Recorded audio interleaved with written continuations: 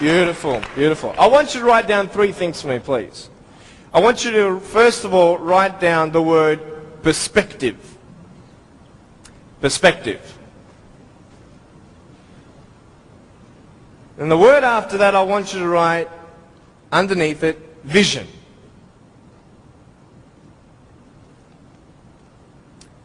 And then underneath that, I want you to put choices. So perspective, vision, and choices. This is what I'm going to be speaking about. I'm going to be real with you and start from the beginning. I was born in a blessed country.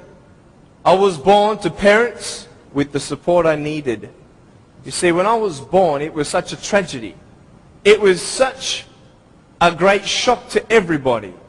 We had ultrasounds done when Mum was pregnant with me. I was her firstborn. And my mum made sure that we had the best doctors in Melbourne.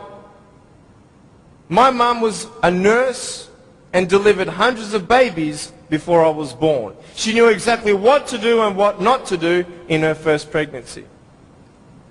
Yet, having all these precautions, this happened.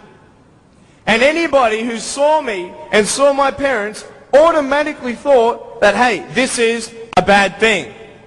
And I mean, for anyone to say that would be a good thing, that is not sane. That would be insane. To say that, hey, congratulations, your baby's born without arms and legs. It was such just a pause in their life where they couldn't breathe. They couldn't fathom. What kind of life is their firstborn son going to live? Without arms and legs, he can't even feed himself. He can't even dress himself. Doctor said I would never be able to stand up, let alone jump around. You know, I'm so thankful that they knew nothing until I was born. Because imagine if my parents did know, and they would have what? The option of abortion. And the majority of the doctors, I believe, would encourage such an act. Why? Because what we see in this child's life is not going to be a good quality lifestyle for you and your child. And the wisest thing you could do is abort. Well, hey, who knew? Who knew that I would become a 23-year-old professional motivational speaker, speaking to 1 million people all around the world, starting schools in third world countries, building hospitals in the future and orphanages and all that stuff. We sponsor 43 kids who don't have food, fresh water and all that sort of stuff. And that's just the beginning. I'm a real estate investor. I'm a stock market investor. I love options trading. That's becoming one of my professions. I love real estate investing. I love the fact that we can make money doing real estate developing. Make our money, make more money. I love that fact.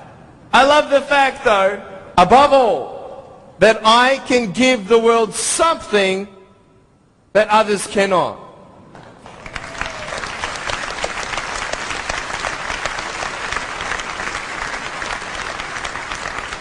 But before I tell you all that good stuff, let me tell you the more down times in my life. Obviously, it was difficult for my parents, but it was also difficult for me. When I went to school, a lot of kids teased me.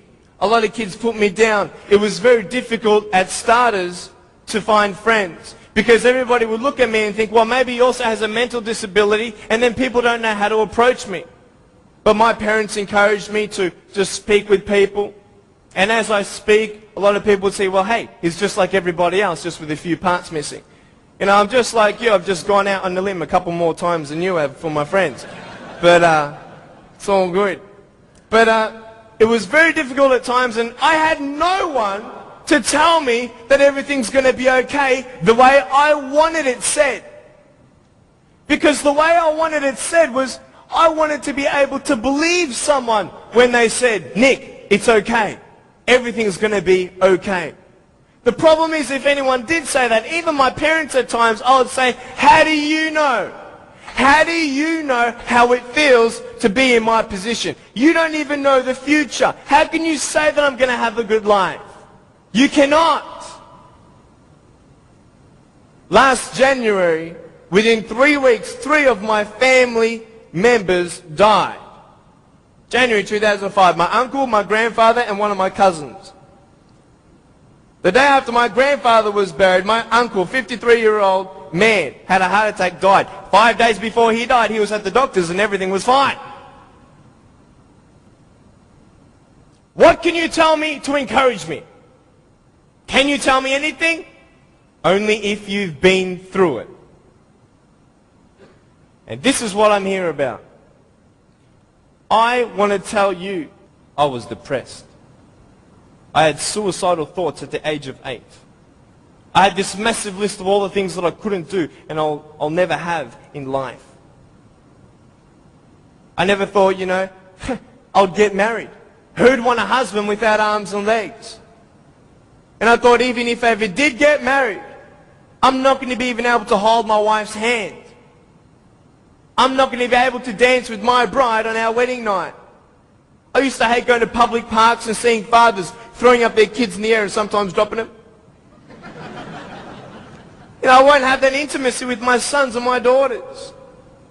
And I couldn't do this and I couldn't do that. And no one had any answers.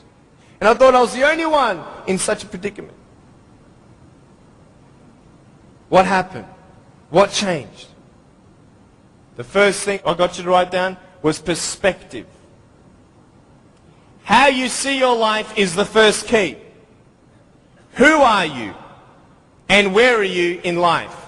This is the first question I want to ask you.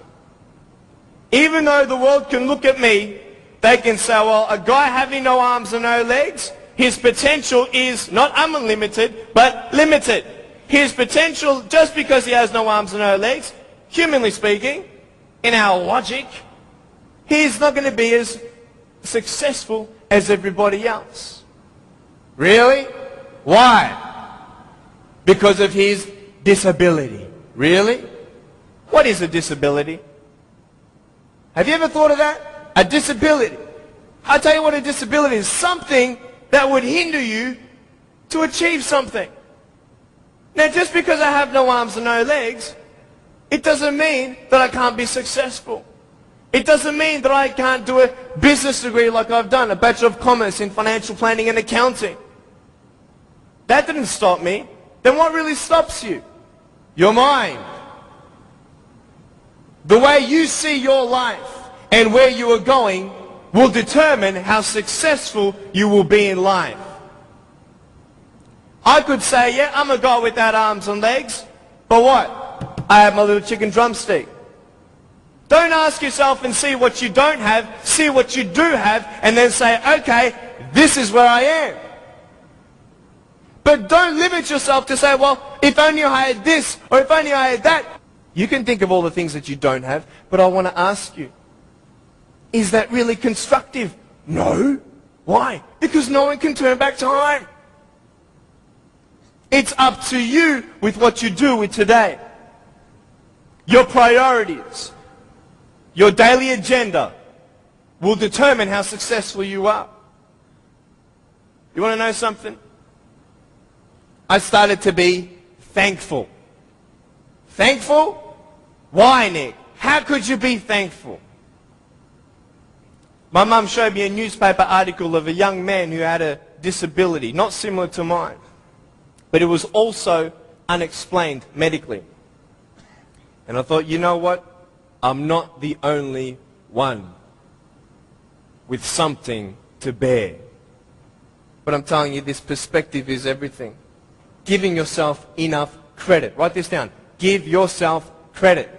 Even if the whole world told me that, Nick, you have no arms and no legs, you're not good enough, you're not going to reach your fullest potential, and even if you do, it's not going to be compared to anybody else's potential because you have no arms and no legs. Even if the whole world has that discouragement on you or their view on you, you don't have to believe them.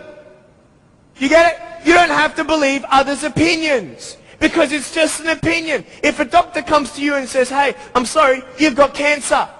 What are you going to do? Get a second opinion. Right? Why? Because you want to make sure that he's right. You want to know exactly how much you have to live and what's going on. Well, why not get a second opinion when people put you down? Why not get a second opinion when your family thinks you're dreaming? Tell him he's dreaming.